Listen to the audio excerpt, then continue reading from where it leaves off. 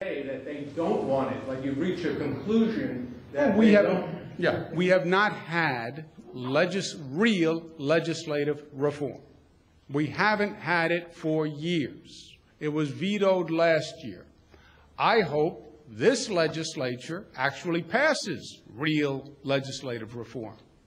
And I hold out that hope, and I believe it's going to happen. But we will see. Well, they say they want to pass it. You know how we'll know that they want to pass it? When they pass it. And if they don't pass it, then they didn't really want to pass it.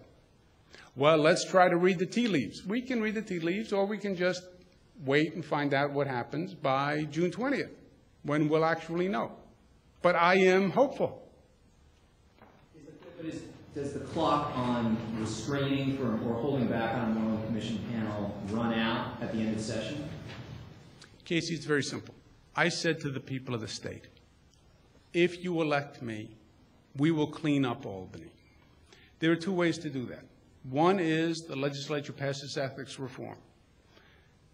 If the legislature does not pass meaningful ethics reform, and we end this legislative session, and there has been no ethics reform legislation passed, and then the people of the state of New York are looking at yet another year where nothing happened, another year where everyone came and said, I support ethics reform, I really, really do, I support it, and nothing happens, and you have a new governor who came and said, I'm going to get ethics reform done, and nothing happens, that is avoidable, and that would be I believe, a total failure of elected service in this state.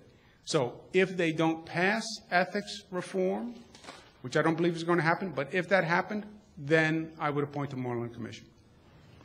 Governor, a lot of people are wondering what your position is on a bill in the Senate and the Assembly that would allow school districts to lower their contribution payments in the short term by essentially borrowing $1 billion over 2 years. Do you think that's good policy?